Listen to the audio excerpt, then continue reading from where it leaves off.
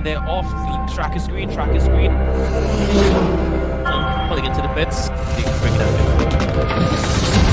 Give her.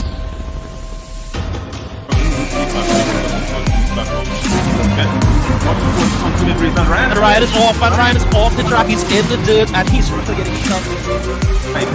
Both on the outside there, you get their speed. No, it changes.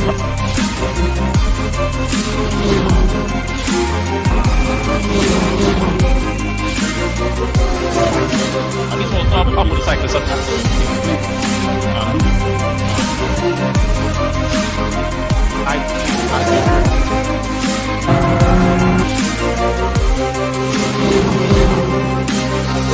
Fantastic time from him so far. Fastest time in qualifying up to now. So let's see if anybody's in a position to beat that time.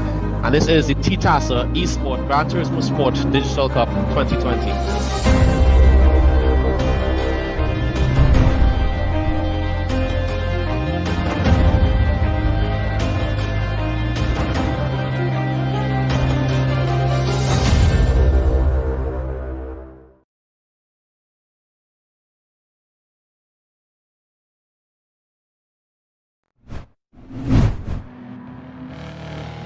And good evening to each and every one of you, and we welcome you to the second set of quarterfinals taking place right here on the live feed, on the TTASA eSport feed of the TTASA eSport Gran Turismo GT Digital Cup 2020 edition. We want to thank each and every one of you for joining us this evening, and of course we want to thank the organizers of today's event for bringing us the second set of qualifiers. Today we will have the C class taking part in the qualifier, their quarterfinal right now. That should be happening in just about 5 minutes from now, and Sherry commentary with me as usual is none other than Luke Lenobrega. Luke.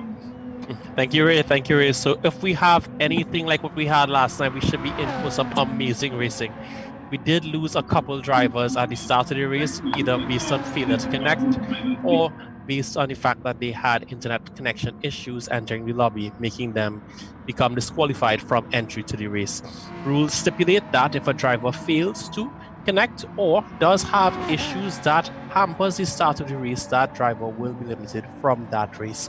So unfortunately we did lose Anthony Cillier. Is that Stefan Cillier? Stefan Cillier to that last night. He was one of our top qualifiers, in the top 5 in the qualifying selection last night. So again, very unfortunate stuff. But again, that's how the rules go, and we are tied to what the rules run by. In order to be a FIA affiliated ASN, we must apply these rules to all our races going forward in the C Cup. Correct. Thank you very much, Luke. And of course, in the technical chair, once again with us this evening is none other than Mark Pugsley. Mark? And a good night to everybody. Pleased to be here once again. I hope to offer the best advice and technical advice I can. If anything, and I make any mistakes, please call me out and let me know. Thanks very much, Mark. Of course, at some point in time, we will bring Mark to the fore so that we can have him in the announcers area here so that everybody can see which minister Mark looks like. Notwithstanding that... I have to jump back in there. I object to that one. For that, we're not going to be friends anymore. But we will see Mark a little bit later on in the interview as he interviews another drivers, as we get a little bit better knowing of each driver throughout this competition. Let me just put this out there from the start. There is no relation at all, right? Thank you very much for clearing that up, Mark. We do have an interview that's coming up with Gavin I think it's Nicholas, is his name, yeah? Gavin Nicholas is now the fastest qualifier. He would have emerged as the fastest qualifier out of the quarterfinal rounds and is now the person who is in contention for the overall championship based on his qualifying time. Of course, qualifying times have nothing to do with race performance. It just kind of gives an indicator of what is the potential performance level of each driver. So we look forward to that coming up a little later on this evening, and that will be between the race C and race D. A little later on, we'll give you an idea of exactly how the finishing order will work out for them insofar as the semi-final rounds are concerned. The 6 top drivers will end up in the semi-final round going forward, the first semi-final round takes place on Thursday at the same time, 7 p.m. This evening's quarterfinals is Group C, as we mentioned before, and the Group C lineup starts with Alan Forbes. Alan Forbes is the son of Aaron Forbes out of the Motul camp. So we want to thank Aaron and Alan and, of course, Glenn and the other members of the Motul team for becoming the lead sponsors of this particular event. We also have Shahinder Singh. Shahinder Singh is involved in this event along with Anthony Vidal, Akeem Romani, and Nigel Pollard. Luke? Okay, bringing up the backpack, we'd have Farad Ali, who's Nestle Chick. Leon Small, Isadora, very well known, very weird name. Matthew Phillips, who's Matthew 79, JR100. Javid Bash, Miserable, or Me Is a Rebel, if you'd put it like that. As well as Richard Rampersad, my well-known friend who helps with advertising of this on a very nice billboard in Curab Junction. As well as Claudia Sandy as Tantan 1023 and Luke Sabero bringing up the final position as Blowy Boat. That's right, Luke. So those are the drivers who are going to be competing in today's quarterfinal round C. The round is fully subscribed, and we have been advised that all drivers have been able to get into the lobby, so we will have all drivers on the grid. The feed looks nice and clean, and of course we're very happy and thankful that Mark is able to assist us in terms of getting this feed to you. And we want to also encourage all of you that are currently looking at this particular event to please like and share the information with your friends and family, and let us get the viewership up so that more and more people could get interested in this new discipline of motorsport that TTASA has seen it fit to introduce into the motorsport landscape of Trinidad and Tobago, the eSport platform. This is the TTASA eSport Gran Turismo Sport Digital Cup 2020 edition, and we look forward to a fantastic quarterfinal this evening. We have two of them, don't forget, we have two of them, and the second one comes up at 8:30. 8:30, so we will be using the time in between to do the interview or to show you the interview, as well as to share some other information, particularly the finishing order of the first quarterfinal, as well as any other additional information that we can share for you. We're just about getting into 7:10, should be getting the race started momentarily. Lou? Yep, if you did not get a chance to catch last night racing, which was some very interesting racing, you can feel free to check out Trini Tuna, as they did a wonderful write-up on last night's events. We also have the available A and B group, which will be the first and final group, and the actual gridding for that. We have Gavin Daniel out front in that group, as he set the fastest lap time so far, about 1:45, 1:74 at the Dragon Trail track. Right behind him, we have Brandon Steele, followed by Stephen Hussein, Neil Gopi Singh in fourth, Adrian Passad in fifth, Daniel Passad in sixth. Also, there's no relation there. These drivers make it very clear that they are not family. They just happen to have the same last name. In seventh place from the karting track, we have Dylan Ali. David Lyons right behind him was a very fast driver last night, fighting very hard for that fourth place position. And behind him, we have Christian Alcantara, our youngest driver so far in this competition. Johnson Bash is behind him. It's alive in that for he was driving a Lamborghini last night.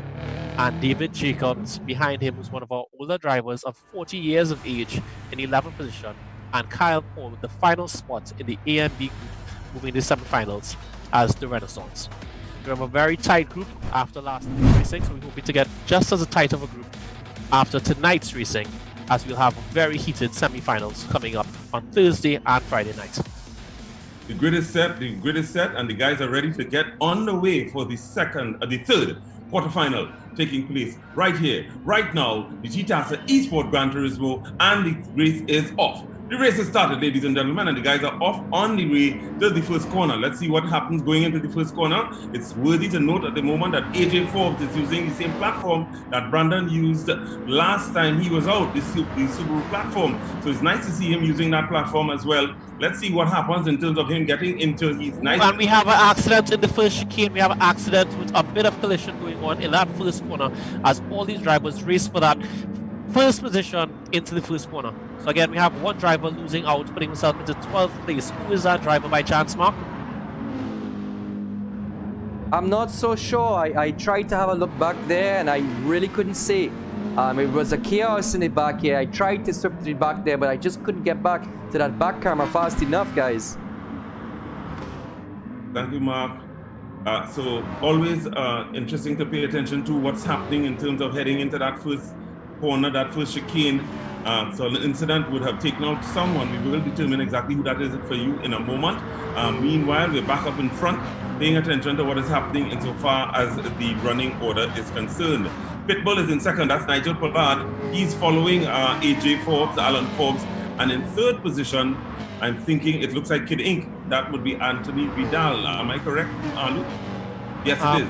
That is correct, Ray. That's very correct. I just found out that in the last position, took the brunt of that blue in the first corner was Shahinder Singh. So from second position, he has been pushed straight back to the back of the pack. Oh, that's tough. A bit of tough luck there for him. But that's always one of the concerns as it relates to trying to get into that top chicane on this track, the Dragon Trail track. One of the fantasy tracks that are involved in the Gran Turismo Sport platform, a track based in Croatia that has different levels, different elevations, that creates a lot of technical aspects of the track for the purpose of getting this racing underway, and the officials agreed to go ahead and use this particular track for the first set of races in this championship. The guys are driving Group 4 cars, Group GB4 cars, so a lot of them are built on based on power and as well as stability. And of course, a little later on, we'll get some information from Mark that tells us about some of these platforms and their suitability for this particular track. As we continue to bring the action here live on the live feed, we say again, please like and share as much as you possibly can with the members of your immediate fraternity. Forbes is now 4 seconds in front of the second place, so he has a nice 4-second lead ahead of everybody else, and that would be a very useful lead for him as he makes his way through the paces. This is the TTASA eSports Gran Turismo Sport Digital Cup 2020. Luke? I think Forbes is trying the same strategy Brandon used in the Subaru, as he picked the same car that Brandon did, and he's going to try to get away from his pack as fast as possible. As we saw a little while before, Shahinder Singh has already caught up to that 11th place position, and he's going to try to fight his way back to the pack, as he does have the pace. But again, Dragon Trail is not an easy track to pass on, so any small mistake could mean a very detrimental position in this race. We see that last night was not a very good turnout from the BMWs in the M4, as 3 drivers covered the podium in the second race last night. If these drivers can manage their fuel and tires as the drivers did before them, they should have no trouble working their way from the back of the pack to the front of the pack and conserving as they go. That is correct, and of course the AJ Forbes is now coming up with what is the fastest lap time of a 152.774 is pretty far off of the pace set in the previous quarterfinals. But let's see. I mean, there's still early days in terms of the laps, and in terms of this one, this is a 15-lap heat. 15-lap heat. So we would look forward to seeing a gradual quickening of times as these drivers make their way through the paces to get down in the times for this event. Remember, the first 6 finishers in this one go straight into the semifinals. First 6 go into the semifinals. Shahinder Singh, as you pointed out, Luke, is the guy who had the challenge at the beginning of the race. He was in second, fell straight down to 12th, and has now been able to make up 1 grid space. He's now, 2 grid spaces actually. He's now in 10th. That's Shahinder Singh. He's making his way strong into the track. He's trying his best at the moment. 146.065. AJ Forbes coming up with a much faster lap time. That looks much closer to what we need to see. Shahinder's making a move into 7th place right now, Ray, as he's cutting his way up through his pack like a hot knife through butter, as he causes some pressure onto Matthew, and Matthew runs wide, giving him the position. But now he's under pressure from the 9th place holder, who's let's see, check who's Farad, I believe Ali or Farad Khan. But his name is Farad. So again, the battle's on right now as these drivers fight their way through that chicane. But out trying to cause too much damage. Right now, Matthew is flashing his lights. I'm not sure what he's signaling, but right now he's flashing those lights like crazy, trying to defend his position from Farad. But Farad does have the inside line coming into the final corner as they make their way onto the straight. And there's a little touching, a little bit of rubbing there as he's fighting for that apex. Absolutely. We do have a battle for second also taking place between Pitbull and Kid Inc. Pitbull and Kid Inc. do have a battle going on with regard to second position also. So that's something to pay attention to as well. In the second position, That's Pitbull now on the screen, and he's being followed by Kid Ink, who is in third position in that Citroen. A beautiful car, but we've heard about some of the disadvantages of that particular platform. Mark, can you share some more information about the Citroen platform? So the Citroen is a very, very fast car on this track. Almost unfairly fast. However, it has a major downfall. It is extremely greedy on fuel. So I don't know how he's gonna be able to compete this entire race without having to take a lot of fuel in that pit stop. So I'm going to assume that when he eventually has to take that pit stop, he's gonna take a long time in that pit and may lose a lot of that positions that he has gained from the speed of that car. I don't know if he can open up that gap big enough to maintain that spot that he wants to. I'm not sure, but it's a risky choice. I'm not sure it's definitely a one strategy. It doesn't allow itself to open up to multiple strategies like other cars would. A lot of people ask, why does so many people choose the Subaru? Well, the Subaru has a fantastic launch after the standing start, and that allows people to basically get that head start to get through that first corner cleanly. Other than that, it's also a very consistent car and opens itself up to multiple strategies after that. But mainly, most people are choosing the Subaru just for that start off the starting line. I'm guessing that Citroen, you won't get parts for that in the Baku, as it is a concept car, right, Mark? Well, boy, these days somebody might want to put a SR20 inside that or something. Or Someone maybe should call Bobby's. or maybe put a 4G63 in it and call it a Nevo.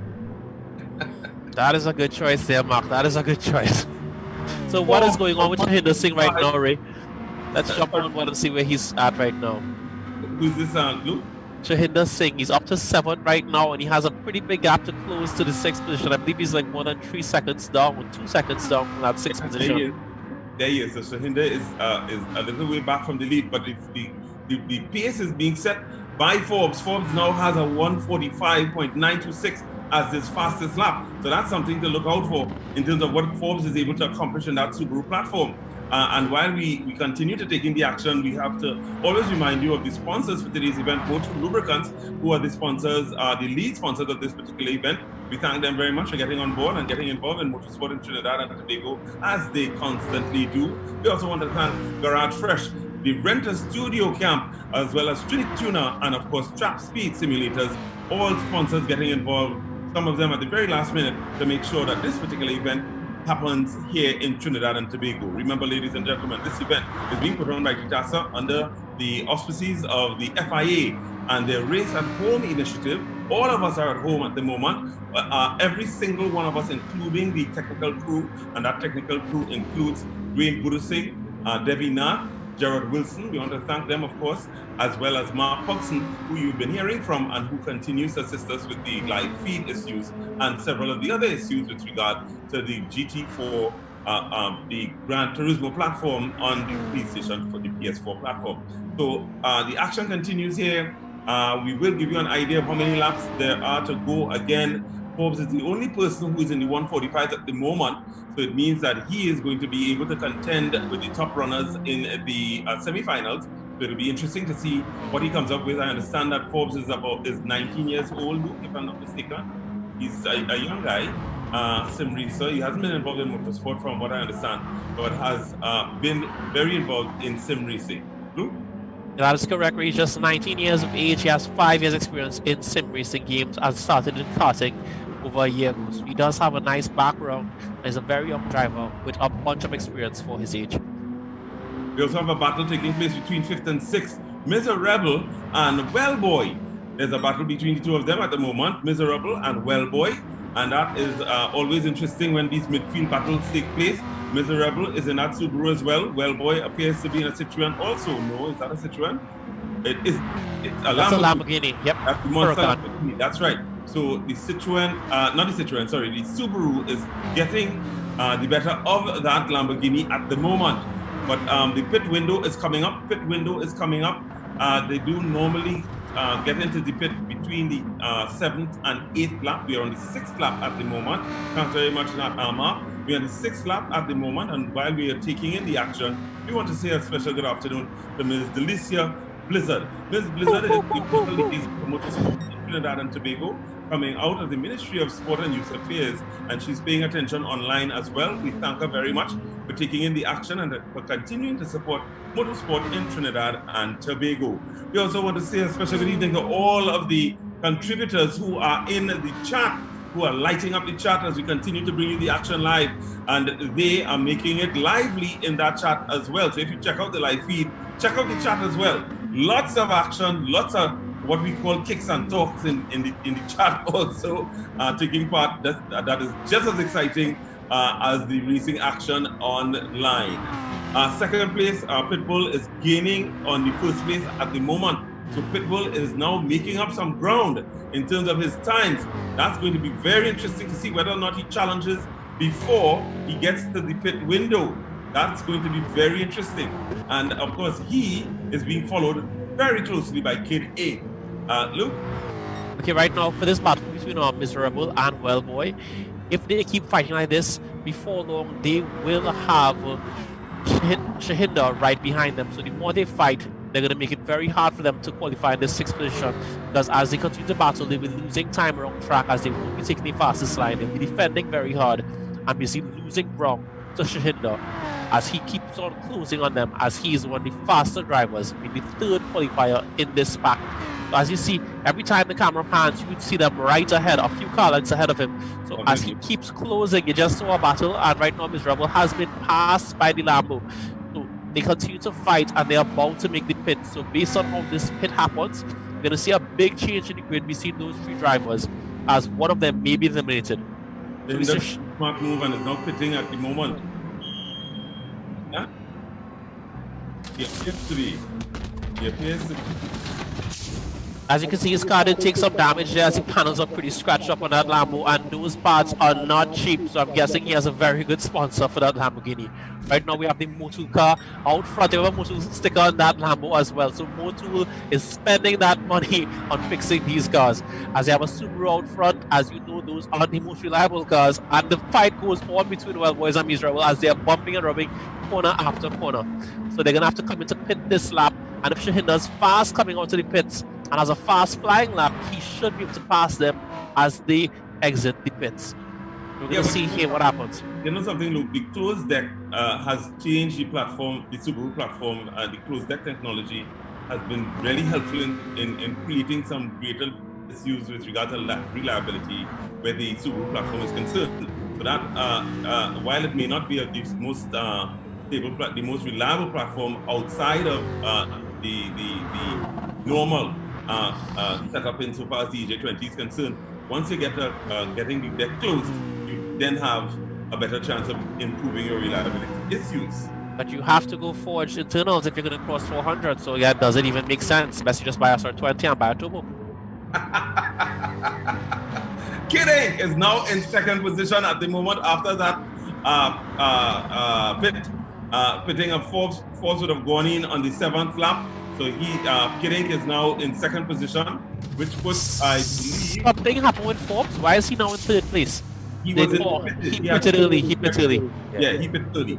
So he pitted around the same time as Shahinda. So both Jahinda and Eastern Dora seem to go in for the undercut. They pitted a lap earlier than majority of the rest of the track. As you see, everybody is coming in now. That means that they're gonna pretty much they're going for the undercut strategy, and at the last lap they're gonna have a tire that's just 1 lap older than everybody else's. So that gives everybody else the opportunity to know that their tires are 1 lap fresher than those 2 guys. But I mean, is that enough? I don't know. But I mean, again, we see Kidding come out here with the Citroen, which I don't know if it's gonna make it the amount of fuel that it needs. But he did get the pass on pole in the pit, so something he's doing is working out. But if he's going to be keeping this up until the end of the lap or the end of the track, it's another question. I think right now, I'm looking at his pace right now, I think he's short shifting. I think he's basically saving fuel and trying to conserve as much fuel and playing that fuel game to get that car to the end. because even But this. Pitbull is on the inside there, though. Yes, I agree. But he's in a car that Jag should not be out dragging that car. So I want to believe that he's saving fuel and short shifting right now. So Kid Ink is now in second position. Our leader is supposed to be AJ Forbes. Yeah, Forbes supposed to be the leader, right? So Forbes is back in the lead. The in second position is now Kid Ink in that Citroen, and then of course the Jag of Pitbull is in third. So that is your running order in the top three in the podiums at the moment. Shahinda is now up to fifth, and he crashed. He crashed. Well, so now he's back down to eighth. That's a bit of bad luck there for Shahinda. He's doing himself absolutely no favors in this race. He's making this race entirely way too hard for himself. He was in fifth. He took his time and played it safe. He should have been good.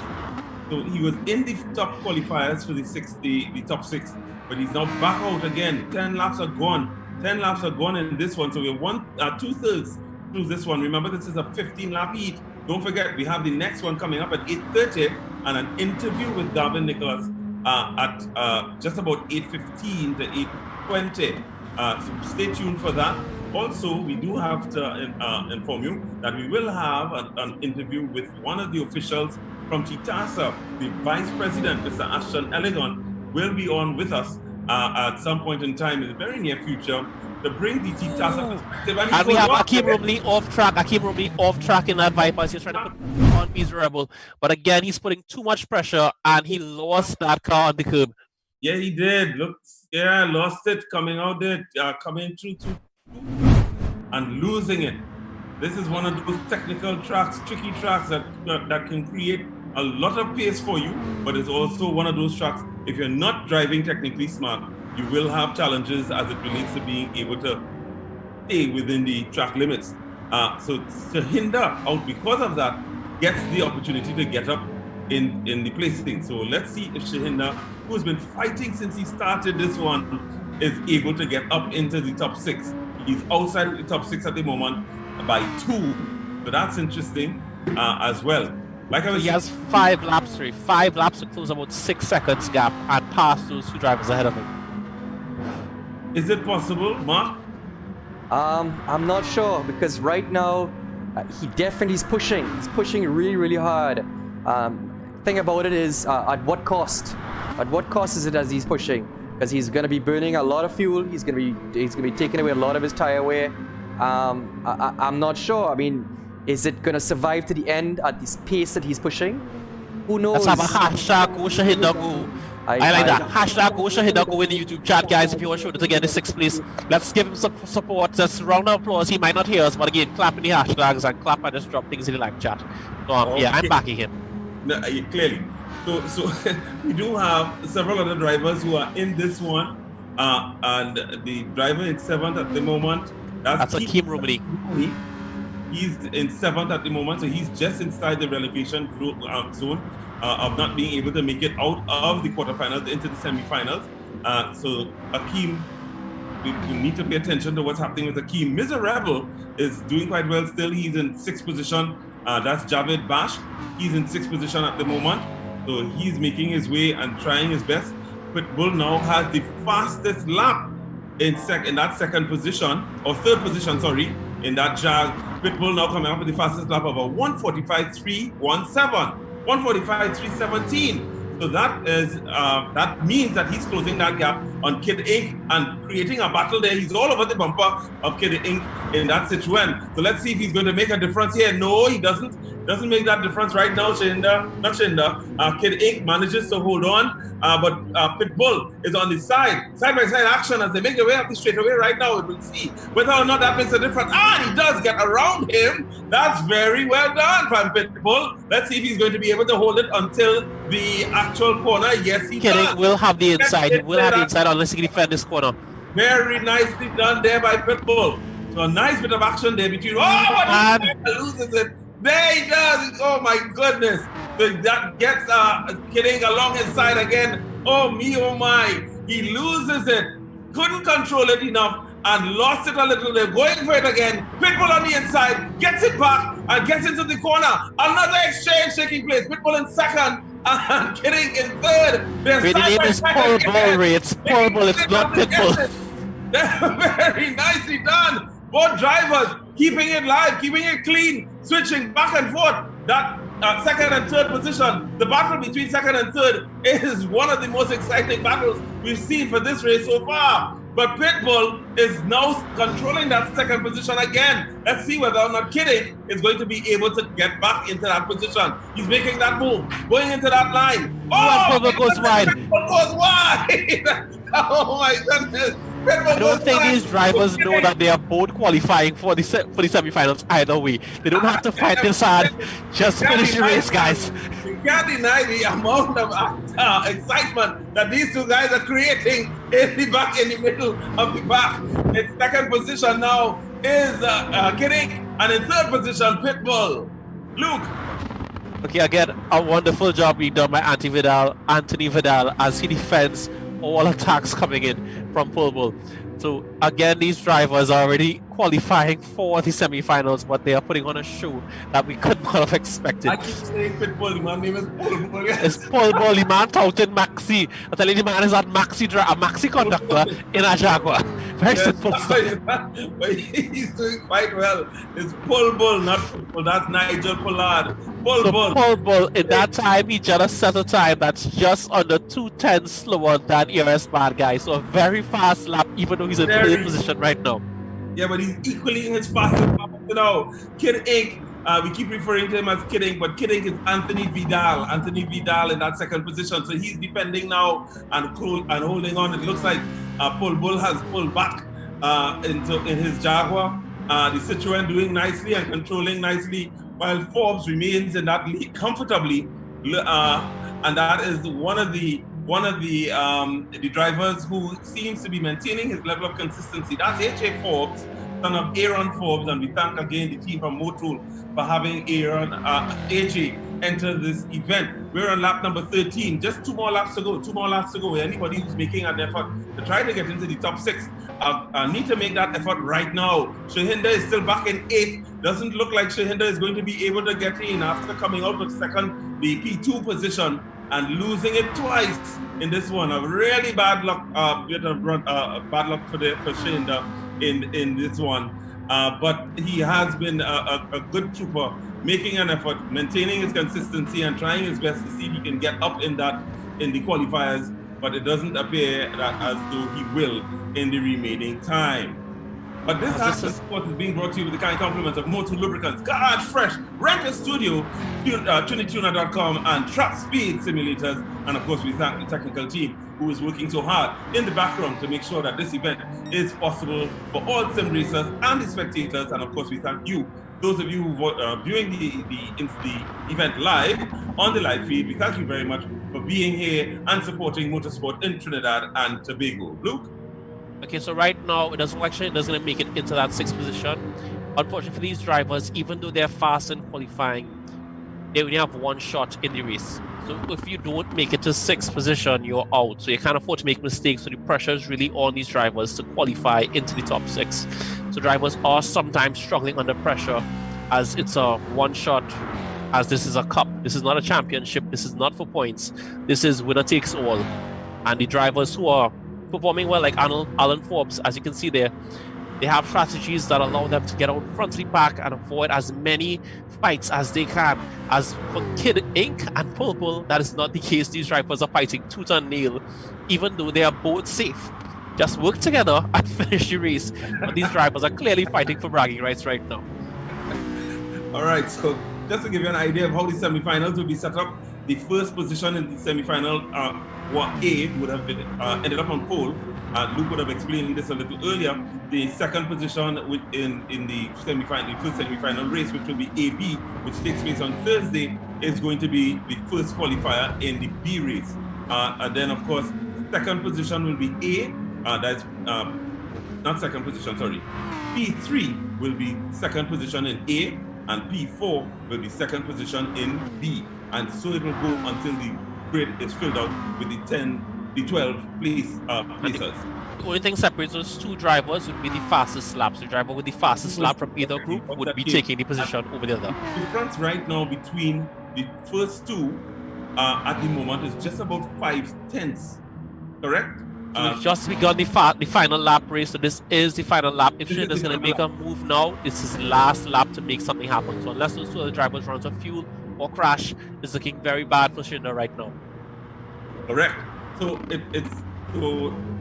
Shahinda doesn't appear he's probably not going to make it in, but we will congratulate him for his effort and the chances that he would have taken. We also want to congratulate all of the other drivers who would have been part of this particular event, this particular quarterfinals.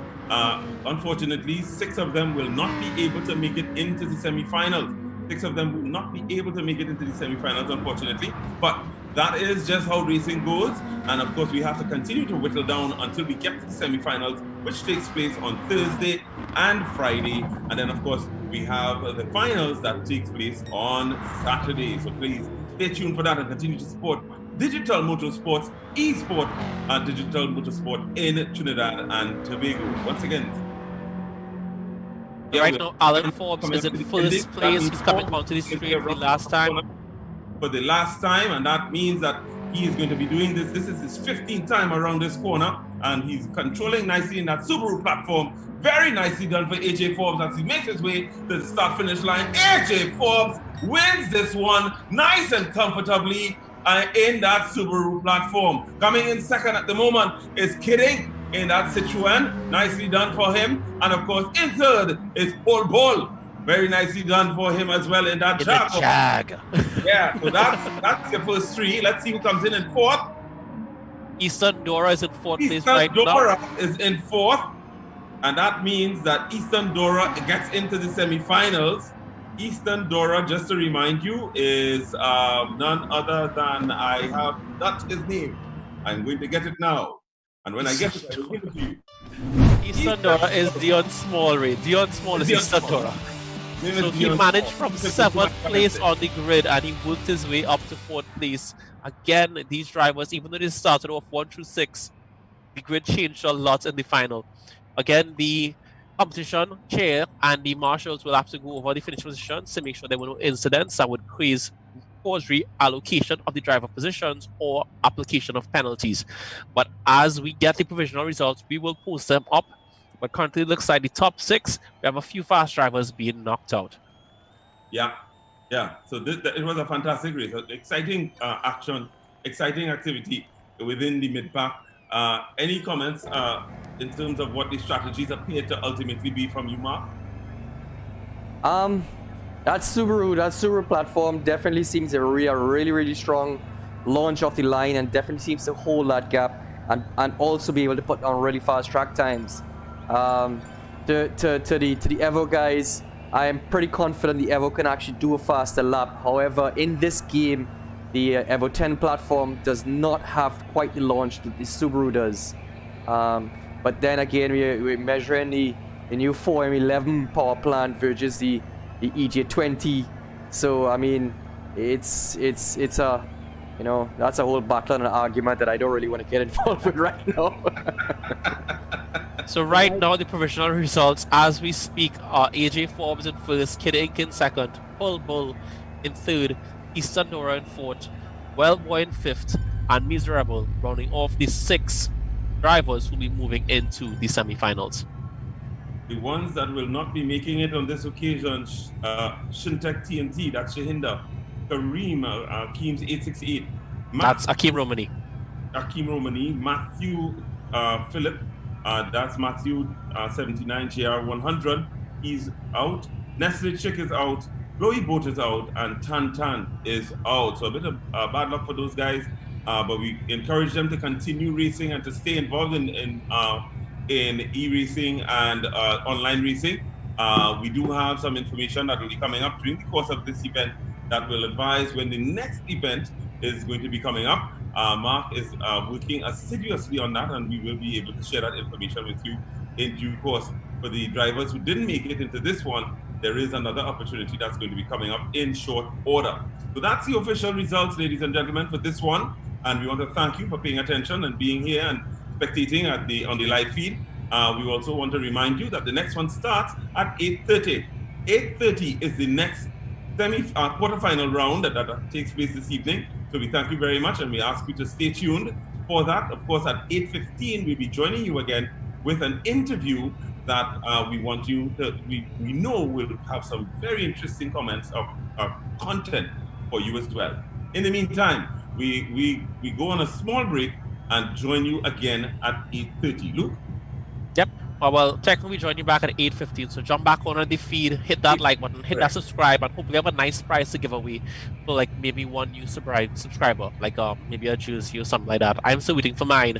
So hopefully by next race tomorrow, I will have mine and we'll see that awesome merch that we're repping that we may have giveaways for. Again, hit that like button, hit that subscribe, and ring that little bell icon and share it with all your friends and family as we go forward sharing motor racing with the world.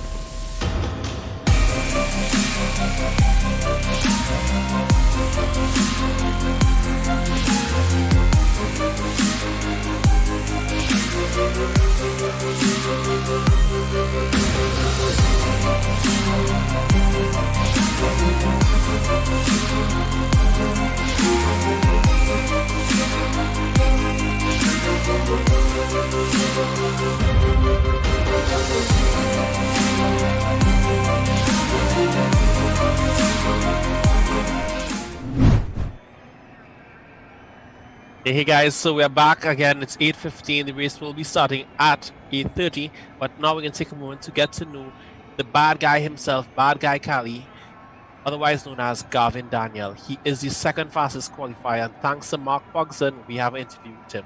Into you now. Ladies and gentlemen, tonight we have Gavin Daniels here, who has posted an extremely fast lap.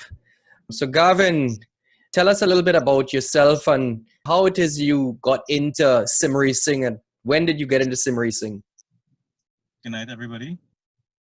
I got into sim racing not too long ago, actually, only when Gran Turismo launched GT Sport in 2017. I played before, probably Gran Turismo 2 or 3 or something, on the older system. That was when I didn't have a system yet. I was playing with a friend's system at that time. Right. Controller. Yeah, so you go over by your partner, you play a little game, and that was the sweat, you know? Yeah. Ended up getting sports, and I just liked it. I don't know.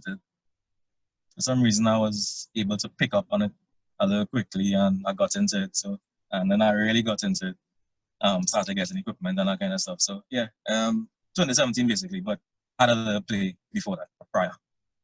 Right. Talking about equipment and things like that. So, you know, the usual question is, are you a controller or a wheel and pedal type guy? Do you have a whole setup there? Yeah, I have a custom built rig. Nothing specialty like what you get from TSS, but I'll get it eventually. Well, we could definitely link you up when you're ready. Yeah. Using one to come to. Yeah, so I have a custom built rig here. I recently upgraded from the Logitech G29 to a Fanatic wheel and pedal set.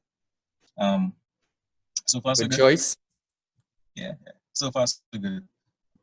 But I can play on controller. I actually prefer to drive oval circuits on controller. So I will even stop using that and I will switch back to the controller if I'm on an oval. But otherwise, yeah, I will be on the wheel. Okay. Who are the other racers in this tournament that you have your eyes closest on? Who do you consider your biggest competitors right now? It's not just one, but there's an obvious name you have to call, two names actually, and that's Andrew and Brandon. Right. Mr. Steele has shown himself to be very quick, so he's definitely one to look out for and one you have to contend with.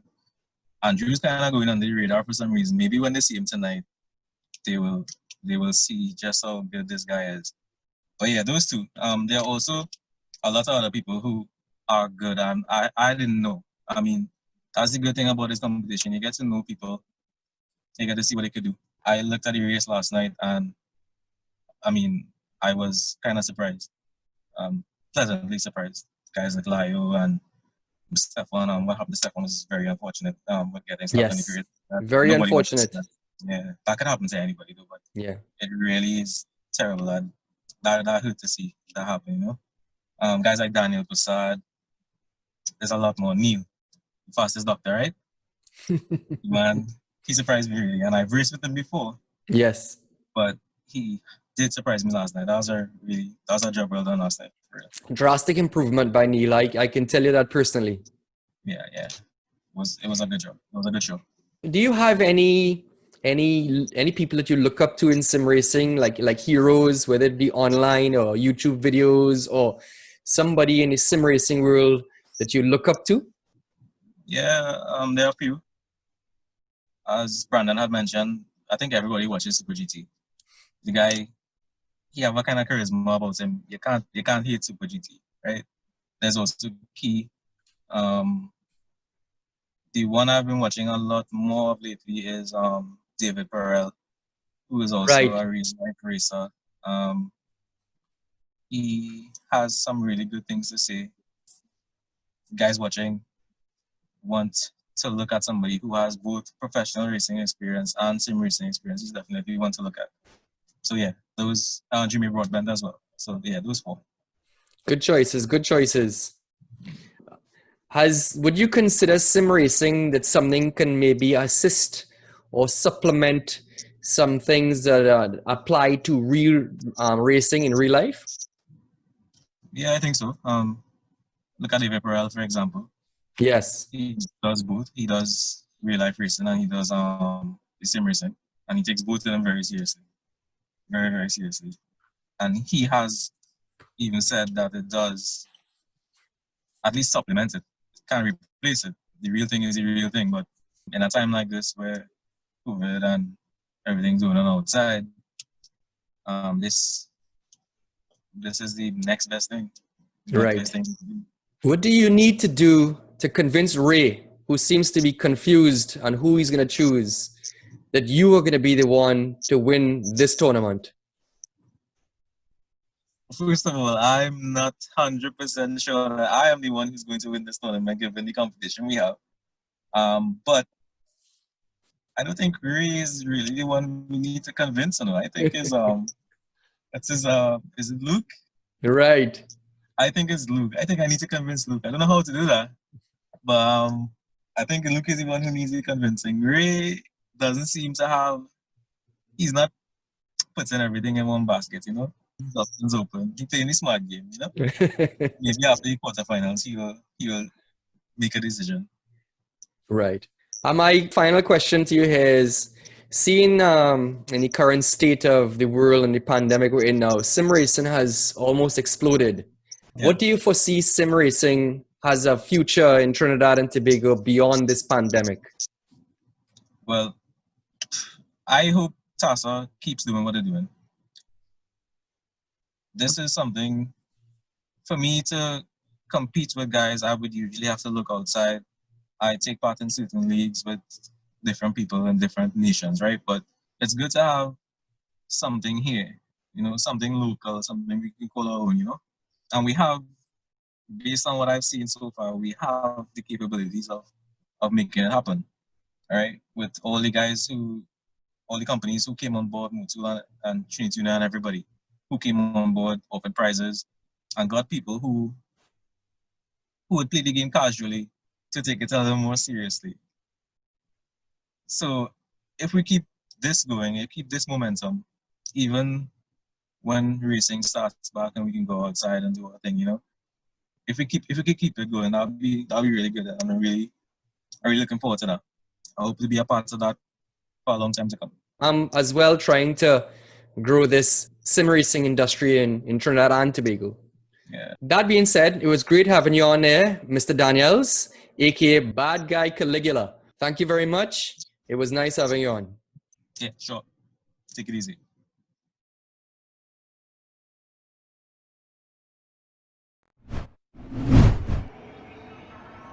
Okay, so now compliments Stephen Hussain. We have a lap guide around the Dragon Trail track as he gives us an insight on his take on the Dragon Trail track that so many drivers find so difficult. Good night, everyone. This is Island Paradise, and I'll be giving you guys a quick track tour of the Dragon Trail Seaside circuit. So we're coming up the straightaway here. We want to stay on the left-hand side. This is just a slow drive through to give you guys an idea of what the drivers will be facing. Braking right before the rumble strips here on the right. Turn in down onto the rumble strips. You want to make sure to hit those points. Let the drift wide come up to the next rumble strip. Stay the left-hand side here at the track.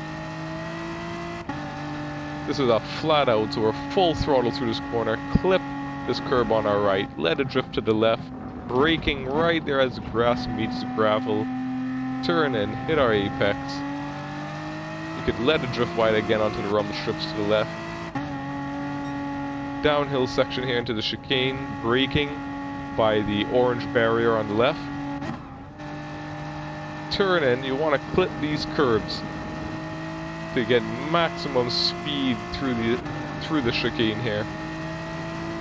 Don't clip this one too much to the left. You will upset the chassis and risk spinning out. Again, staying to the left-hand side here, the circuit. Braking right before the 100 board. Gear down, hit our apex here. Let the car wash out to the curbs on the left.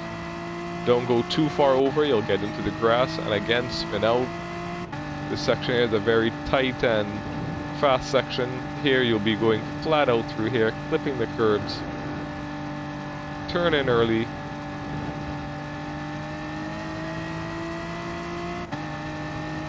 They also call that set of chicanes the death chicane. Here again, we are braking right before the rumble strip on the left-hand side. Late apex, turn in. You can run a little wide here onto the curbs. So let's take this lap a little faster. Again, staying on the left-hand side here of the circuit.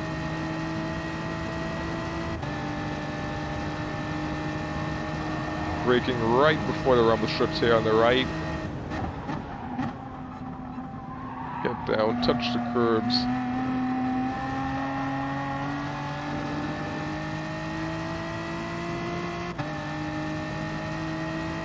Flat out, put the curb on our right, braking right before the grass finishes there.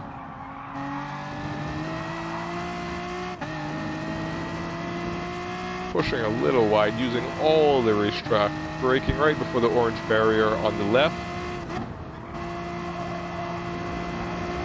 Staying down on the curbs, carrying maximum speed as possible through this section.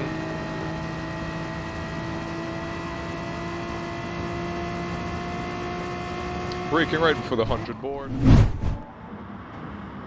Okay, so we now have quarterfinal Group D, which is the final race in the quarterfinals. This will be the final 6 moving on to the semifinals, and we have a very great list of drivers. Starting off, we have Andrew Marsong in P1. In P2, we have Daryl Thomas representing for the bike man as Eldo Warlord. Ravin Dookie is in 3rd position as Raptor 9446. Christian Pajot in 4th as Tollman 4000. And Roshan Ramnath from the EMS camp represent that Evo King camp in 5th position, and Ryan Peru, the legend himself, RP Racer 100 in 6th. In 7th position on the grid this evening, we have Ezekiel Woodley, and he's DDR Wetty Boss. Yes, that is his actual name, DDR Wetty Boss. In 8th position, John Michael Rajbali, Schoolboy Prime is his tag. Dimitri Myers is in 9th. He is We Stepan Senpai. That's right. We Senpai. Yeah. Christopher DeFore, the best defender, is in 10th position. Arvin Singh, that's Arvin 78. He is in 11th. And rounding out the field is Keon Joseph, Unknown Killer 511. So those are the drivers who are coming into this one as we get ready for the final quarterfinal in this TTASA eSports Gran Turismo Sport Digital Cup 2020 edition, the very final quarterfinal. And just to remind you, 6 drivers, the top 6 drivers out of this one will also be moving on to the semi-final round. So that is going to be the last opportunity for drivers here out of the quarterfinals to get into the semi-finals. This is it. This is the final opportunity for that actual event to get into that semi-final round. And now is the time to do that. They look like they're racing though. Did they race? Yeah. No, they're out for practice right now. They're out for practice right now, but they look like they're racing. All right, so they should be setting up the grid shortly, and once they set up the grid, we will be able to bring this action to you right here, right now. Once again, we have to thank all of our sponsors: Motul Lubricants, Garage Fresh, Rent a Studio, TriniTuner.com, and of course, Drop Speed Simulators. Of course, as usual, we have in the technical chair Mark Buxton, who will be helping us with some technical analysis and information during the course of the race. The event is starting at 8:30, so we just have about 2 more minutes to go before the actual start of this final quarterfinal heat.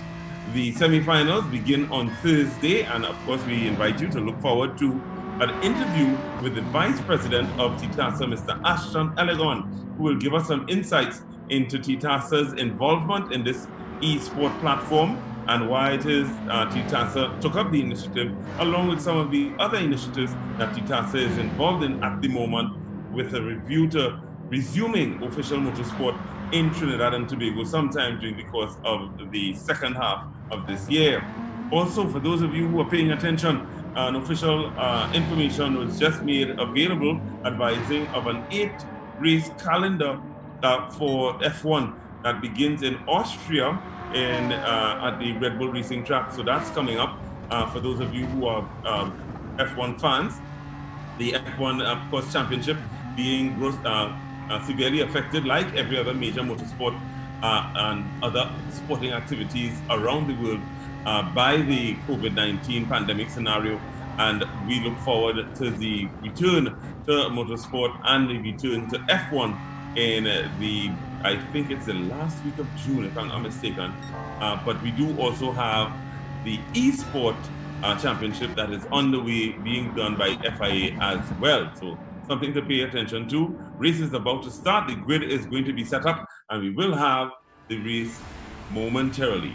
TTASA eSport Gran Turismo Sport Digital Cup 2020. This is the final quarterfinal session. We have our first Megane on the grid in second position there.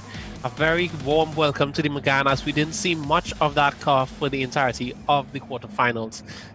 So that's going to see if he has what it takes to make that Megane, that's Daryl Thomas, place in this top 6. The Megane, as we both know, is not the fastest car on the straight. If you've seen Franklin Boudram's Megane, we all understand that this car is all about the tight turns. And they're off, ladies and gentlemen. They've gotten a good start. They're making their way up to that first big right-hander, that right-hand kink, heading into that chicane. They look to see whether or not there's any incident. It looks like we've had a little touching as the guys are making their way into that chicane. Normally, always some incident there as people are jockeying for position, but we will give you the rundown in a minute as it relates to exactly who would have been able to make it out nice and clean out of this one. Okay, we do have a driver who has stalled out on the start line. Yeah, that's what we're seeing at the moment. He's still on start, which means that he wasn't able. And the room has crashed. The room has crashed. This would mean that the race would be restarted and that driver would be eliminated based on being the cause of that error. So as we saw there, the Megane did get swallowed up by the pack. By the first one, that car was in 8th place. Again, the Megane has a very hard time launching from the line, as it's not a big power car and it's only rear-wheel drive. So again, Daryl Thomas did get swallowed up, so he's going to have a better start the next race to avoid being put into elimination on that first lap. So we're going to take some time now. Yeah? That's Daryl Thomas, Eldo Warlord himself, representing for the bikers. Daryl Thomas. Once again, we thank our sponsors, Motul Lubricants, Garage Fresh, Renter Studio, Trinituner, and Trap Speed Simulators. This is, of course, the TTASA eSport Gran Turismo Sport Digital Cup 2020. And again, we want to thank the Ministry of Sports representative, Ms. Delicia Delicia Blizzard. Her name is Blizzard. Oh, that's cool. Delicia Blizzard is the Ministry of Sport representative, the liaison for motorsport in Trinidad and Tobago. She is going to pong me for not remembering her last name.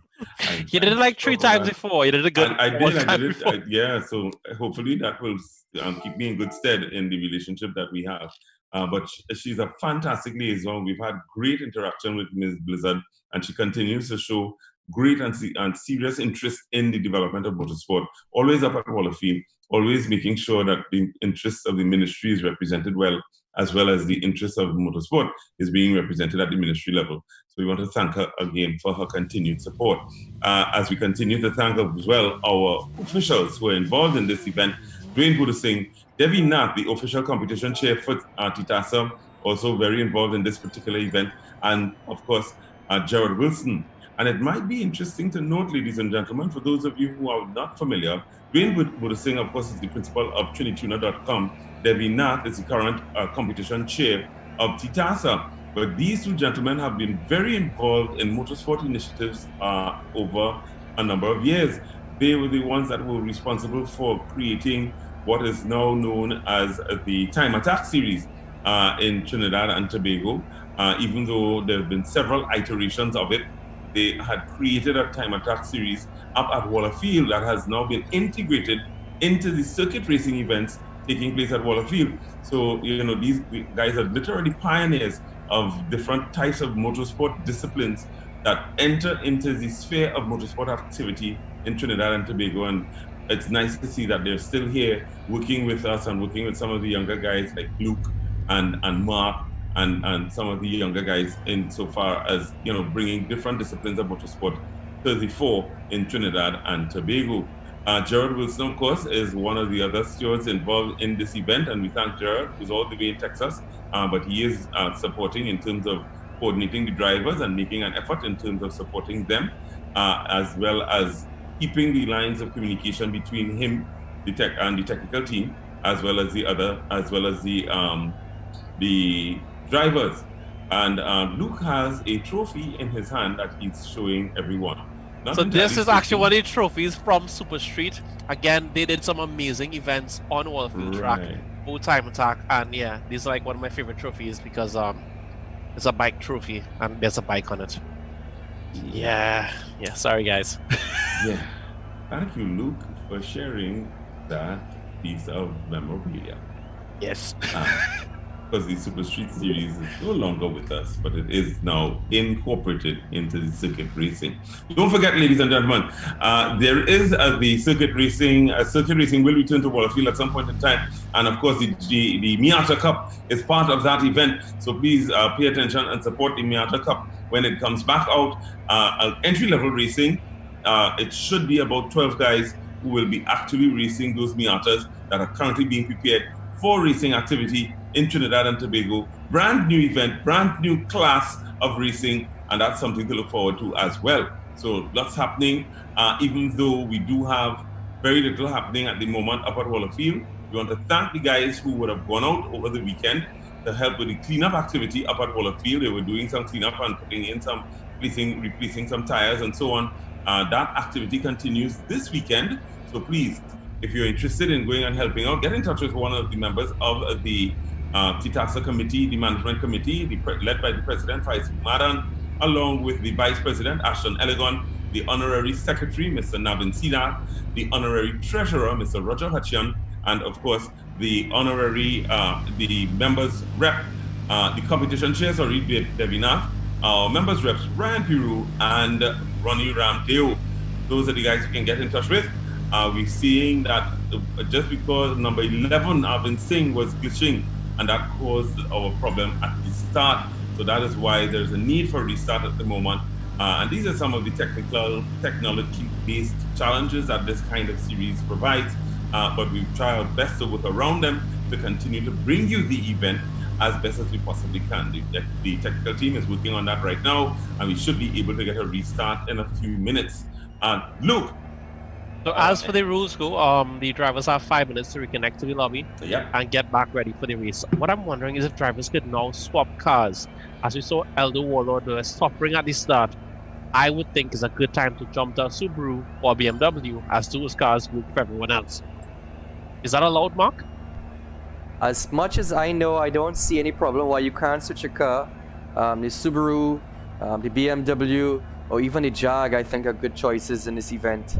Well, I guess I could be proven wrong because I didn't think the Citroen was a good choice, but who knows? I mean, that definitely proved me wrong in the first race of the night. The Viper also did well as well. It's a 4th place position. Basically piloted by driver David Lyons, I believe.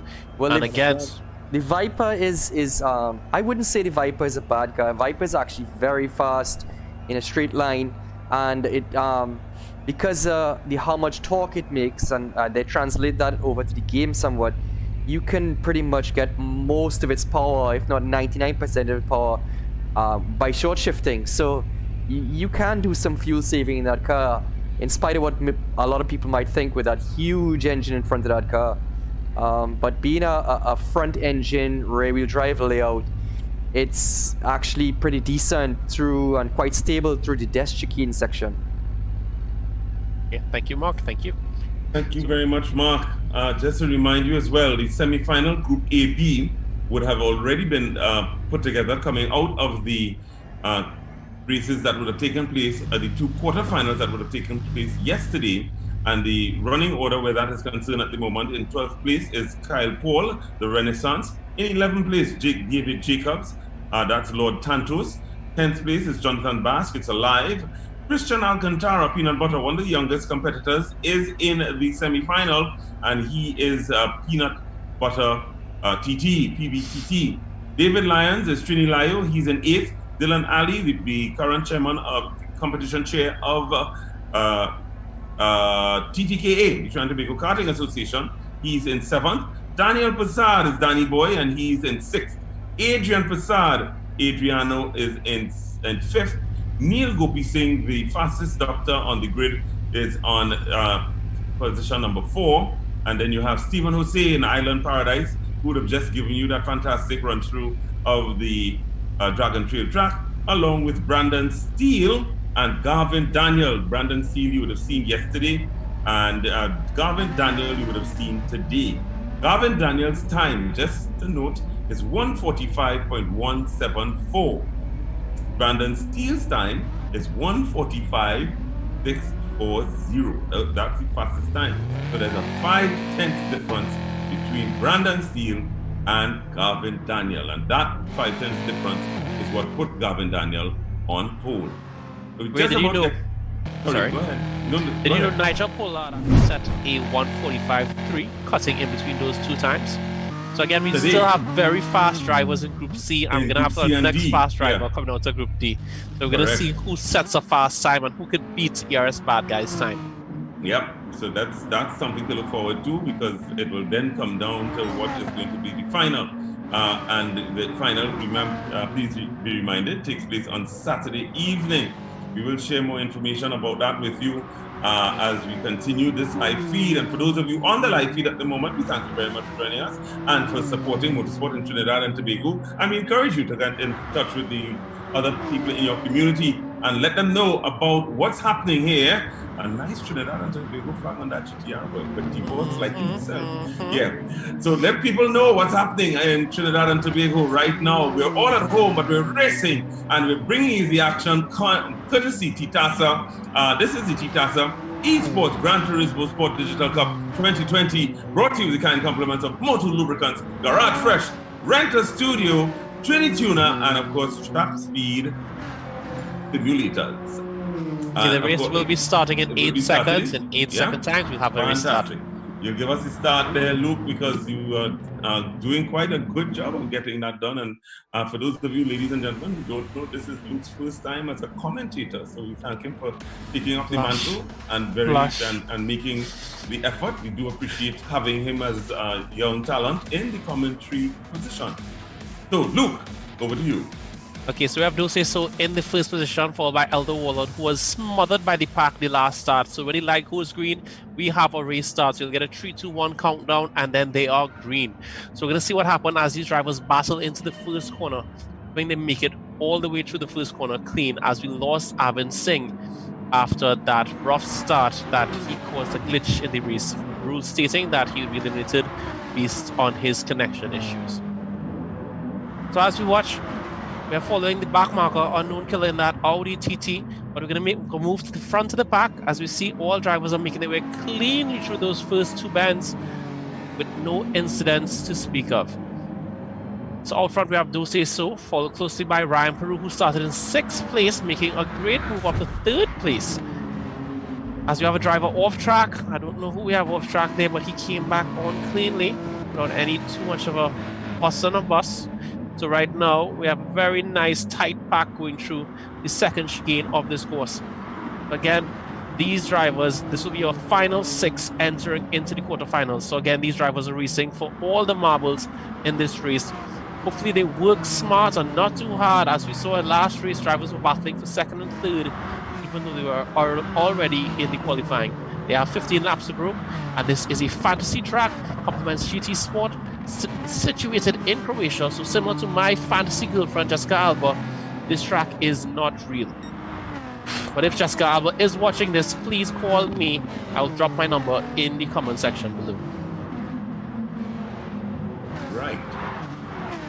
Sometimes we share just a tad bit too much information, but it's nice to know that Luke has a special affinity for Jessica Alba. Bringing you back to the racing action, though. Bringing you back to the racing action. The race is well underway as we enter the third lap already. It looks like we're into the third lap, are we?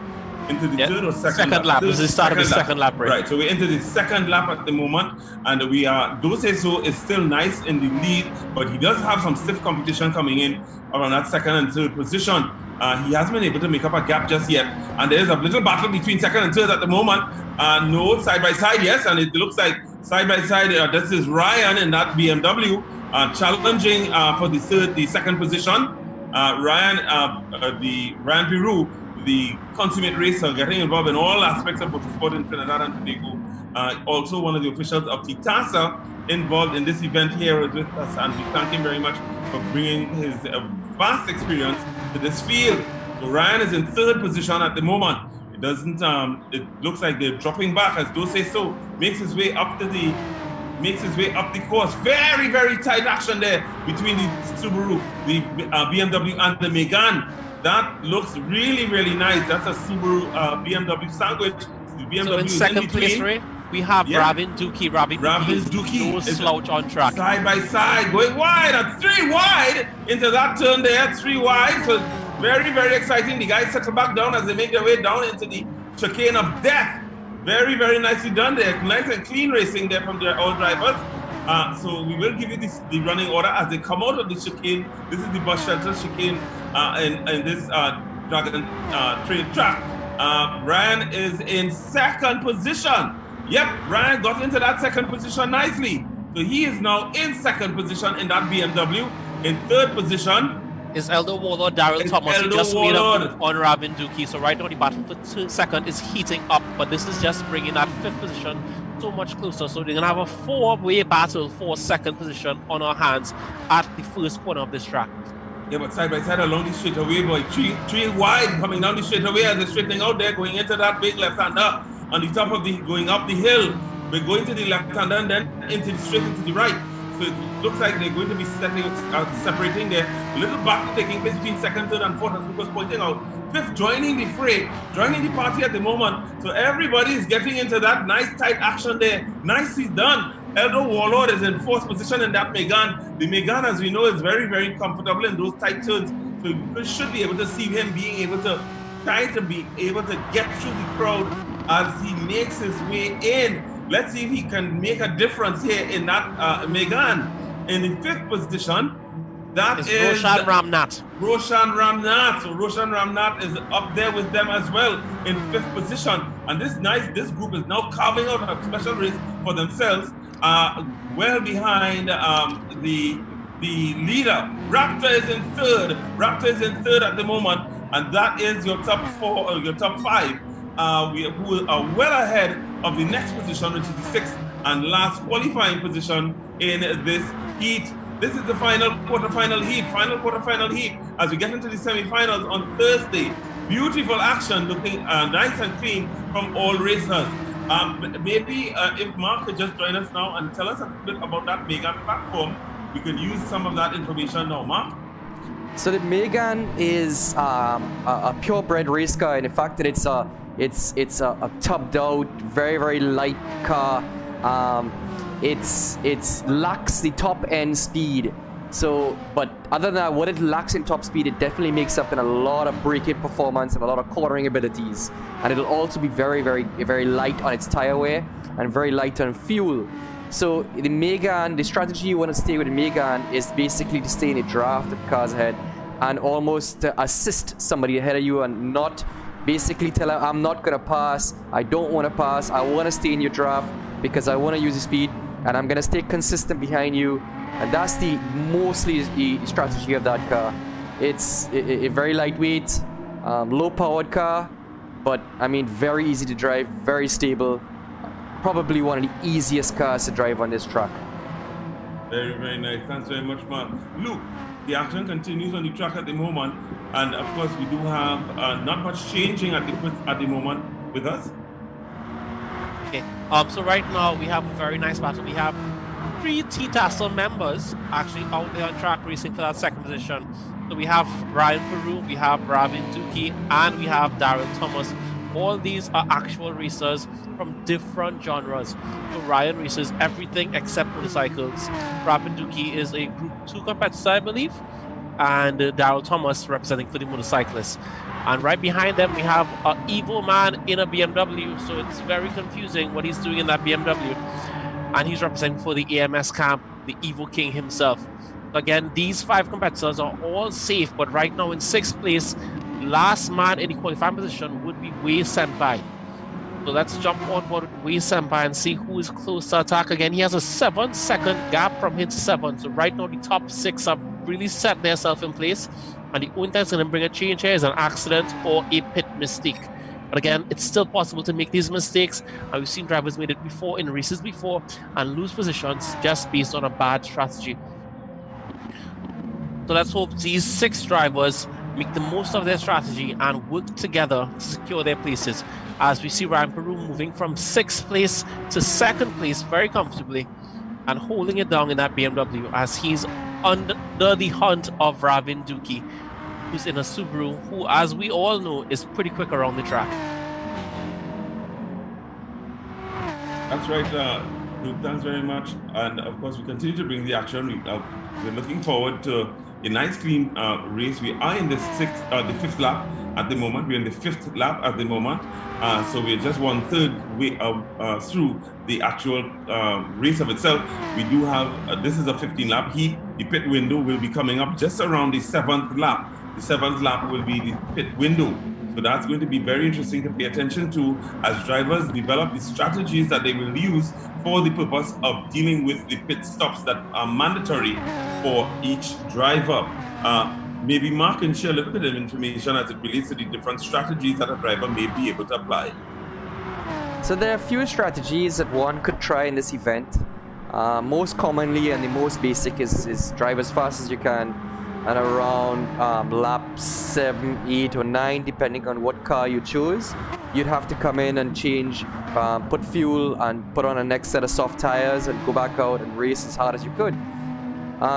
Then there's the strategy where if you started far back in the pack and you wanted to look to try to make the undercut, it may be wise to start with the mediums and save fuel for a bit and then go in, take a splash of fuel and go for your softs and try to finish that race with pretty much your fastest laps on your 2nd stint of your race. That same strategy can be done again with both combination of softs and start and on your 2nd stint. Then the last strategy, which I can't imagine anybody would really want to try, would pretty much be to try and do the entire event without taking any fuel at all. That would require a lot of fuel saving. Probably at the cost of each lap time, your overall time might be a little bit slower. So I'm not sure that would be the winning strategy. Thank you very much, Mark. We do have some battles taking place in between, and maybe we can go to position number 7 to see whether or not anybody is making an effort at the moment to try to make up what is happening between themselves and the 6th position. He goes wide, 7 loses a position there now, so 7 is now Schoolboy. That's Schoolboy, yeah? Schoolboy Prime, that's correct. Schoolboy Prime, Luke? Schoolboy Prime. So he's now in 7th position. He's also in a Megan. So it may very well be difficult for him to make up that gap. The gap between him and the 6th position, is that 25? Just over 13 seconds between 1 and 6th position. 13. So there's just about 13 seconds between him and the 6th position. So the relegation group looks pretty set at the moment. But like as Mark has pointed out, unless there's or Luke would have pointed out, unless there's a mistake or an accident in the pit that could change the running order, there may not be too much changing in terms of who ends up in the final 6 for this event. getting into the semi-finals. Semi-finals are on Thursday. They start at 7 p.m. or just about 7:10 p.m. With the AB race. We would have given you the drivers who are participating in that race.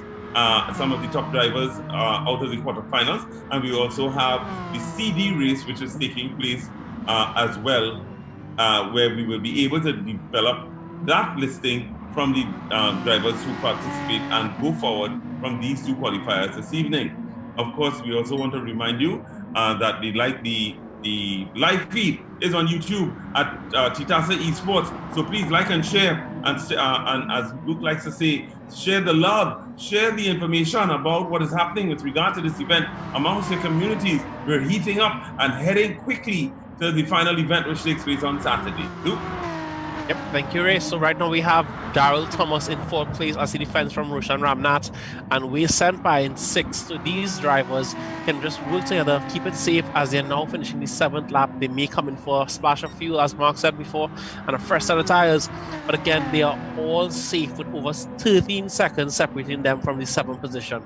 Again, once no one forces each other's hand and causes an accident, these drivers should be safely into the quarterfinals coming up this Thursday and Friday. We are still yet to find out what track will be used, as drivers will find out the day of Thursday the track that they will be competing on and the car group that they are allowed to use. Again, TTASA will release that information the day of the races, so limiting the amount of practice drivers have to get the upper hand at each track. That's an interesting strategy from the officials. And once again, we thank the officials who are responsible for putting on these events. Dwayne Budasing, Devi Nath, and Gerard Wilson, 3 of the officials who are working in conjunction with Mark Pogson, our technical chair, who is assisting us. We want to thank them all for the effort and time that they're putting into this event, realizing after we got started how much is actually involved. It looks pretty simple as you're looking at it on the feed at the moment, but there's so much more that goes on in the background in terms of making sure that this event can be staged successfully, not to mention some of the technical issues that plague some of these events from time to time. We're very happy and thankful that we've been able to have smooth running events so far, and we look forward to that same kind of good fortune insofar as events, the rest of the events for this particular championship. Don't forget, we do have some additional championships, some additional e-sport type events coming up. So we will give you some information where that is concerned. That probably have that sometime closer to the end of the week. We will probably be able to share that with you by the day of the finals, if not before. Yes, Mark? Yes, definitely. We will be working on that to get that information to you as quickly as possible. I am working on the final details, and as soon as I have it sorted, I'll get that to you. I appreciate that. Sorry, Luke, go ahead. Also, if you'd like to join one of our lovely sponsors, as you see the logo there below, please feel free to get in contact with either Debbie Nat or any member of TTASA, as we are always trying to make this racing more profitable for the drivers who take the time out to compete and put on these amazing spectacles for you to behold. So again, we're always accepting new sponsors, and we have a lovely surprises for the top 3 drivers.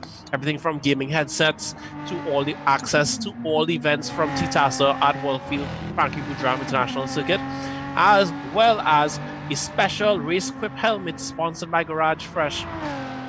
And those are just a few of the lovely prizes to be won by these drivers. So if you want to jump on board now, again, it's never too late to sponsor and just make this racing a little bit more better for these drivers. All drivers in the top 6 just pitted and are now back out. Raptor overtook Ryan in the pits.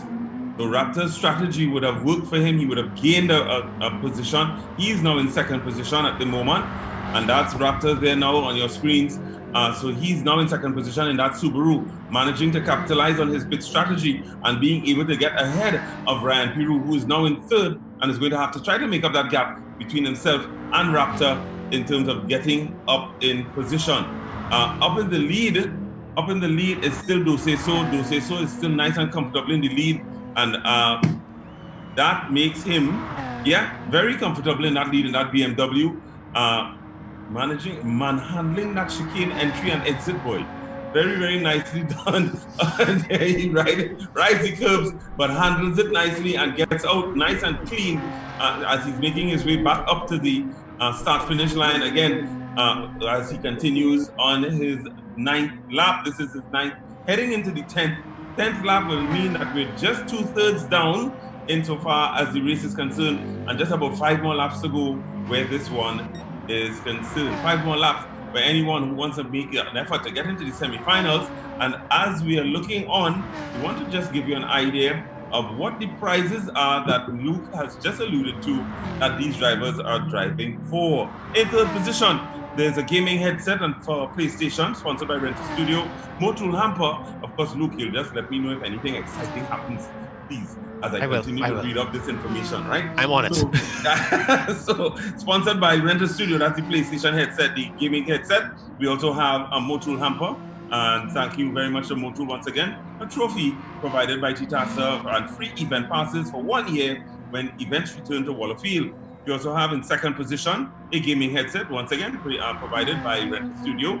Motul hamper, a trophy and free event passes for 1 year. And in 1st position, a FIA approved race equip helmet sponsored by Kart Fresh, a gaming headset for PlayStation sponsored by Rental Studio. Motul hamper, a trophy, and again, free event passes for 1 year when events return to Waller Field. Nothing changing much as far as I can tell there, Luke. Nope. All we have is the fastest time from Andrew Marsong. But again, we may expect a faster time as he's now coming out on a fresh set of tires with a lighter fuel load.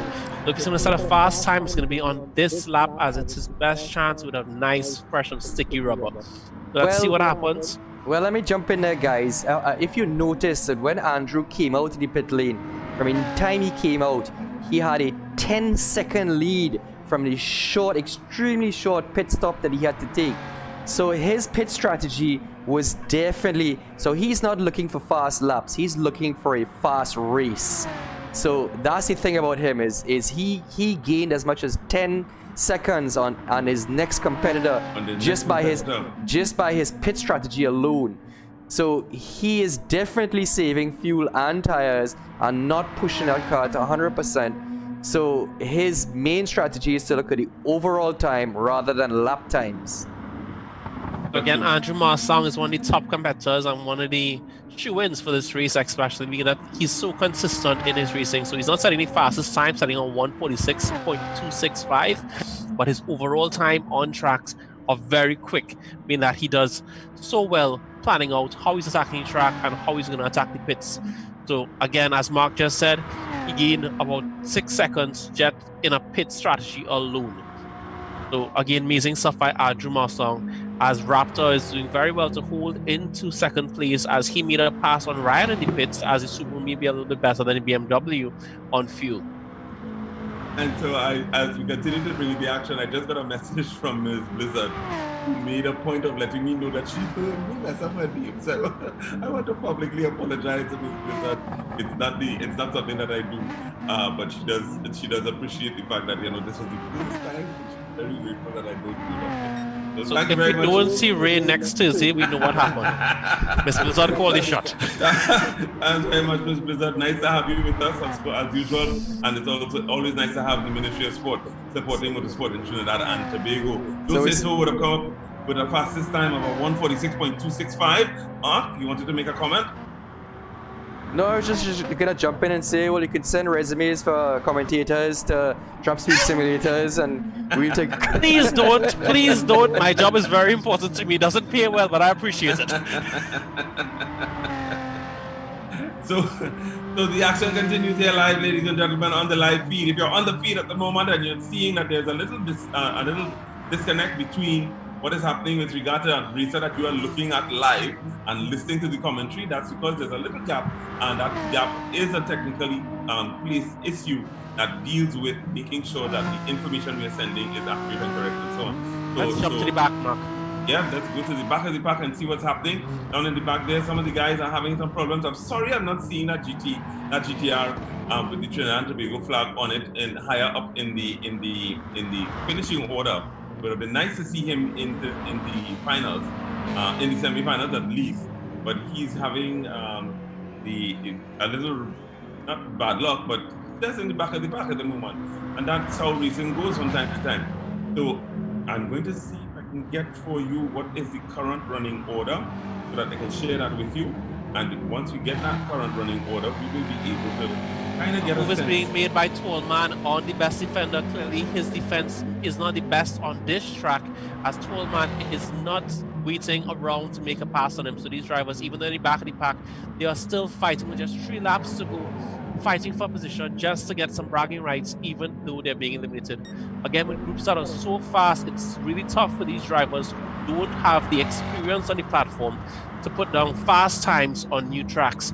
But again, for most drivers, Dragon Trail is a very well-known track, as it's one of the early tracks that you experience as you start the campaign of the GT Sport game.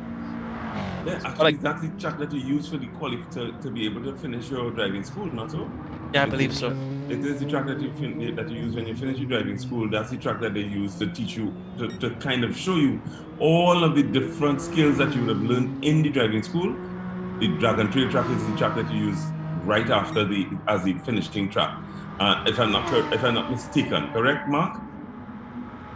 I'm not the biggest PlayStation guy, you know, so I mean, to say that Just opts out to the question. Yeah, I'm not. Okay. But I can say this. Alrighty, Mark. I can say this, right?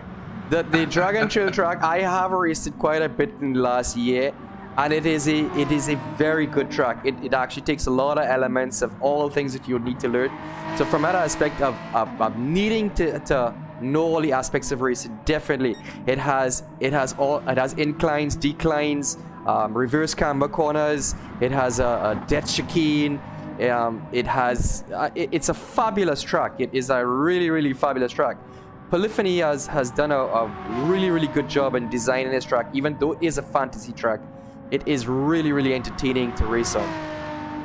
Okay, so these drivers have 2 laps to go, and right now out front we have Andrew Marsong, who's the only driver in the top 6 with no actual circuit experience or driving any race cars. So just goes to show, practicing on a rig or practicing on a controller, you gain a ton of experience and you can even outperform real racers who drive actual race cars throughout the island. So again, hats off to Andrew Marsong, but again, these drivers who are outside of the top 6, it just goes to show the caliber of drivers that we have in this race. It takes a lot to put yourself in the top 6, but we're going to have much more intense racing as we get into the quarterfinals on this Thursday. Ryan also had a little incident a little earlier. He ran off the track, but is still in the 3rd position at the moment. So it's nice to see him, recover nicely and continue to maintain that position. He wasn't able to get back into the 2nd position after the fantastic strategy of is that Eldo Waller? No, not Eldo That's Waller. Raptor, Robin Duki. Rabin Duki. So Rabin Duki would have been able to get into that 2nd position and maintain that nicely. So that will come into play in the next set of races that comes up on Thursday. So we have a break tomorrow, but please join us again on Thursday at 7 p.m. for the semi-final rounds. Semi-final rounds. Is it that? Now people are thinking that the yellow Megane could very well be Franklin. It could very well be Franklin. I think if it was, it'd be further in the back. No, that's not fair. Am I not Franklin allowed to comment on things? Yeah, yes, but not to throw shade on anyone. I think that we should. Yeah, please.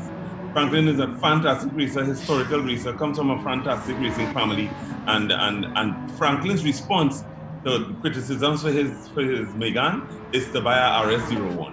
That was Franklin's response. Don't forget that. So it may not have been the fastest platform, that is the Megane, but nobody could question the next car that he bought and that he's now campaigning with. Unfortunately, he would have had to deal with the same issues that all of us are dealing with. The Megane gets around though. We in the 4th position. The Megane gets around. So that goes to show the point that that Mark was making as we enter into the final lap. The final lap right now, but the point that Mark was making about the stability of the platform and its ability to be able to handle corners, given its design as well as its weight. It might not be the fastest platform, but it is an extremely stable platform. That's the Megane. All right, and we appreciate having the historical name of the Boudram family still in racing in Trinidad and Tobago. Ray, where is Christian born? Have you seen him? I don't know where Christian Born is. He hasn't been involved in this series. I don't think I'm not. We should get an Evo out there. We need to get an Evo out there now. So guys, we continue to bring you the action here.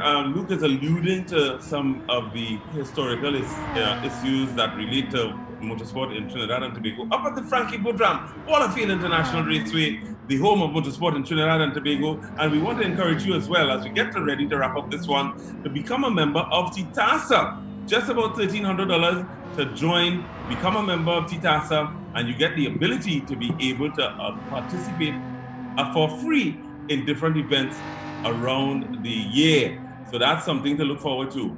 We're heading to the finish line now, and this is Andrew Marsang coming in for his final, the checkered flag. He wins this one. Andrew Marsang getting into that position, holding that position for the entire race, and maintaining nicely, getting some good laps in, and completing this quarterfinal in the first position. In second position, that's Ravin Duki. Getting into that second position and holding on nicely. And of course, in third position, rounding out the podium, is Ryan Piru. The Megan is in fourth, flashing us lights. That's Daryl Thomas. Daryl Thomas in fourth place. And then in fifth position is say the name again, is Wei Senpai. That is Dimitri Myers. Dimitri Myers in fifth place. I would love to know how he came up with that name. That's the fifth qualifier for the semifinals. And in sixth position, and the final qualifier for the semifinals is Bass Works. Roshan Ramnath. Roshan Ramnath is your final qualifier into the semifinals. And that's it, ladies and gentlemen. He is the last one that gets into the semifinal rounds. So the official results will be posted shortly. And of course, that brings an end to the qualifying rounds. Fantastic racing, Luke, that we didn't expect, some things that we didn't expect. Some great battles between these drivers, particularly in the midfield. Every so often you would see a driver get out into the lead and not really have many challenges, but the midfield action has been spectacular. Look.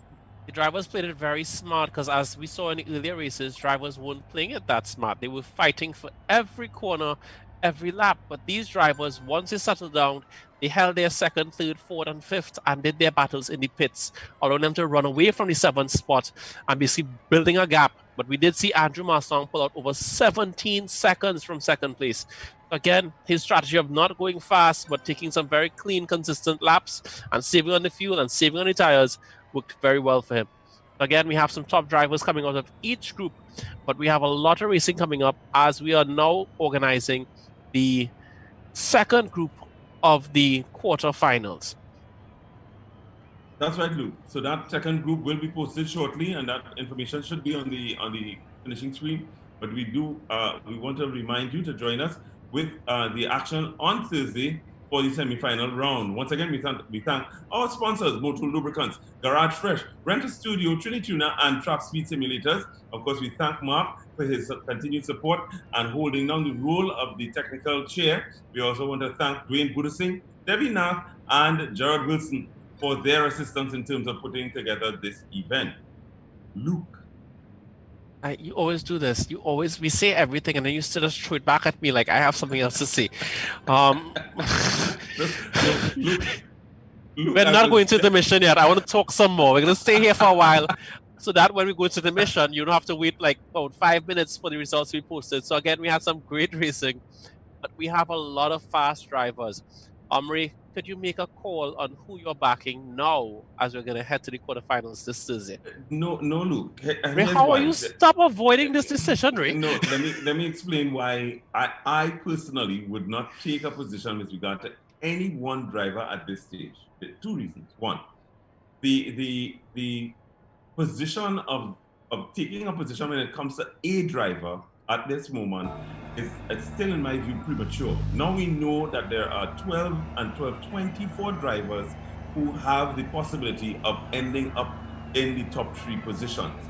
At this moment, we still have no clue as it relates to exactly what is going to happen and whether anybody is going to be able to pull out a strategy or some kind of technical wizardry that will be able to put them ahead of the rest of the pack.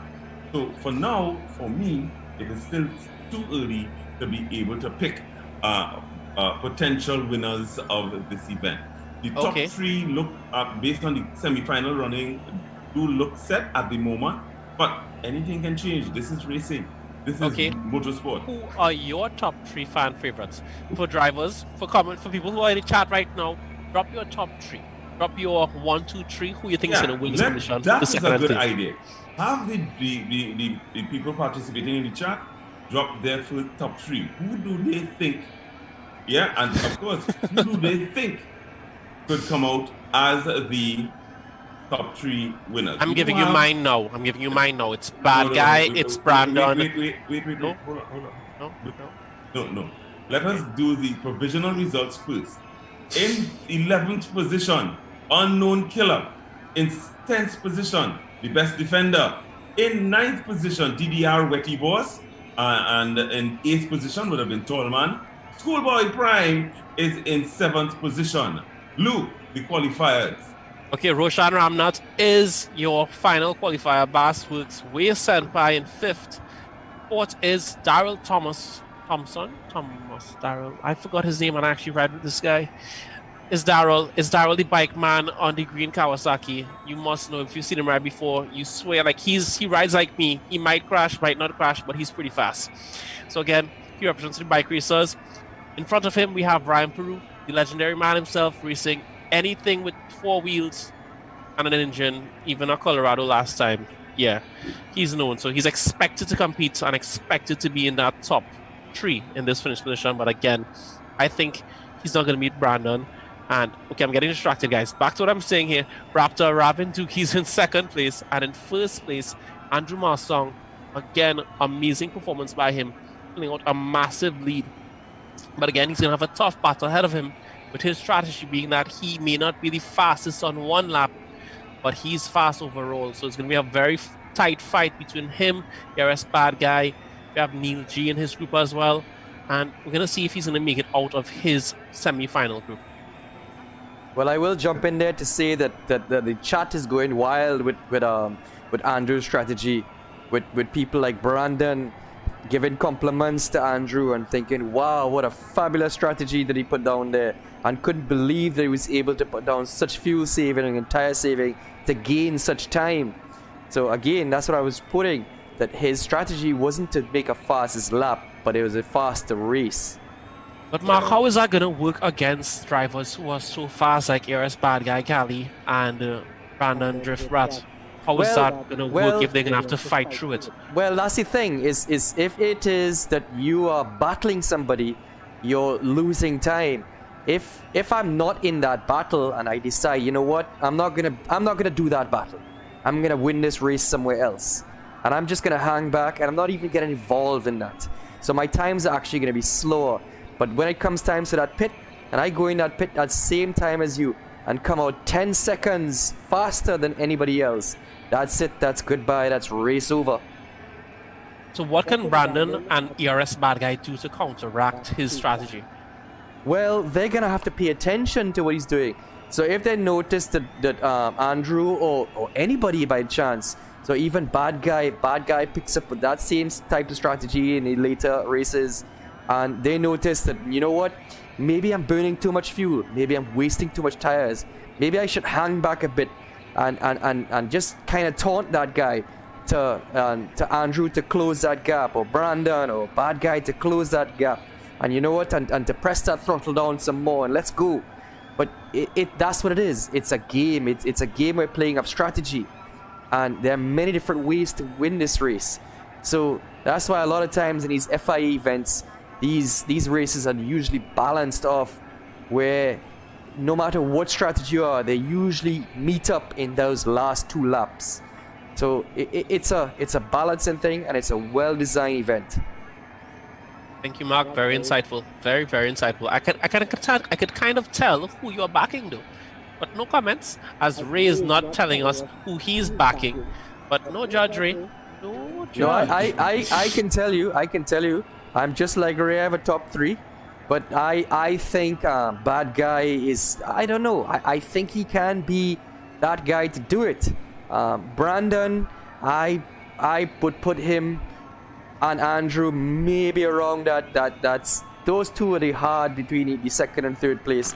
But I want to believe that Bad Guy just has that slight edge. I'm not too sure, I could be wrong. Andrew's fabulous car handling and tire and fuel strategies are always top notch. Brandon's fastest laps are always amazing. But then Bad Guy, I mean, he's shown that at times he can actually be faster than Brandon. And I've heard that he can also be that guy that can do the fuel and tire strategy as well. So he may have the tools to do exactly what they both do and combine them for that number one position. I might be wrong, but this is my inclination of thought at this particular time. We still have a bunch of very fast racers, i.e. Stephen Hussein, Island Paradise. We have Neil Cheese still in the running, Adriano, Danny Boy, Dylan Ali, Trini Lyon, who's David Lyons, Christian Alcantara, youngest driver. It's Alive, Johnson Bash, David Jacobs, who's Los Santos, 40 years of age, but again, very competitive driver. Kyle Paul, the Renaissance, and that makes up the first group. But from tonight's races, we do have a lot of fast drivers moving forward into the semi-finals. So this Thursday at 7 o'clock, you come back online, check us out at this same link around the same time for myself, Ray, and Mark Bogson with some technical advice as we thank all our sponsors, and hopefully in the next couple of minutes we can drop the provisional results for you to preview until they are confirmed by the marshals and stewards at TTASA. Great. Thank you very much, Luke. Thank you very much, Mark. As we wrap up today's activity, we thank you very much for your continued support of motorsport in Trinidad and Tobago. We look forward to your continued support at on Thursday's event, and we also encourage you to like and share the information, share the feed with your friends and your family, and let them get involved in the semi-final action where the top racers, the top 24 racers in the country will be vying for 12 positions in the final. So please join us again on Thursday. During that time, we will also have an interview with one of the officials from TTASA that will give you some insights in terms of what's happening, where TTASA is concerned, what are some of the plans of motorsport in the post-COVID scenario, as well as whether or not this series is one that TTASA is going to continue to put on. That is something to look forward to coming this Thursday. So please join us again, 7 p.m. on Thursday evening. The provisional results will be available on the feed in just a moment. Also, don't forget, hit that like button, hit the subscribe button, and ring the bell, because Luke needs doubles money.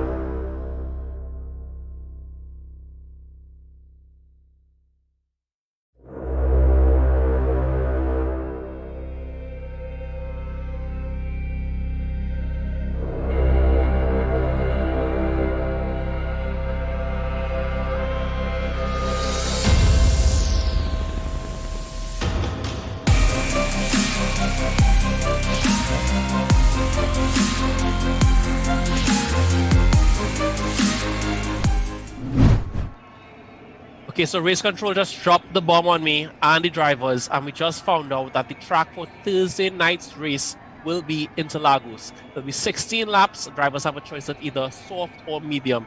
They can use either one. They can use both. It's up to them. So again, drivers have this time until the race to practice Interlagos.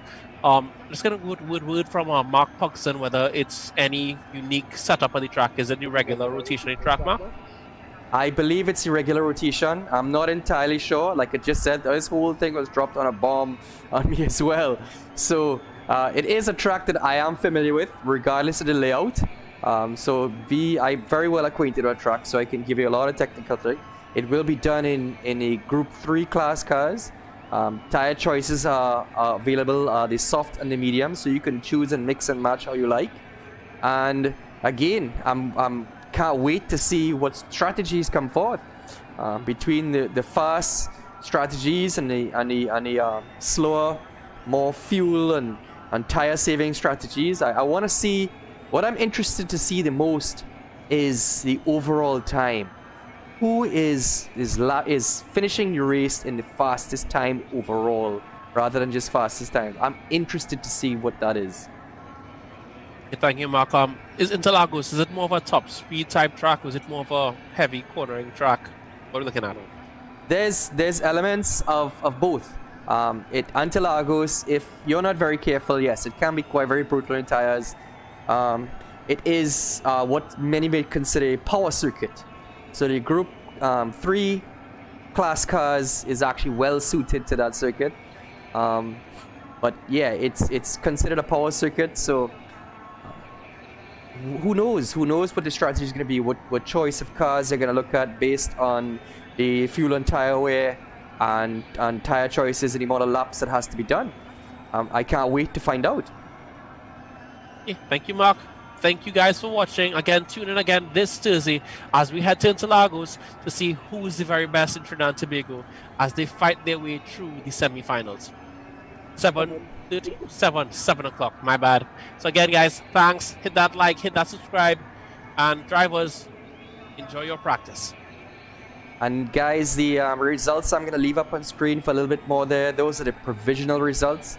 As soon as we have the official results, they will be posted on Trini Tuner's webpage. Thank you, Mark. Good night, guys.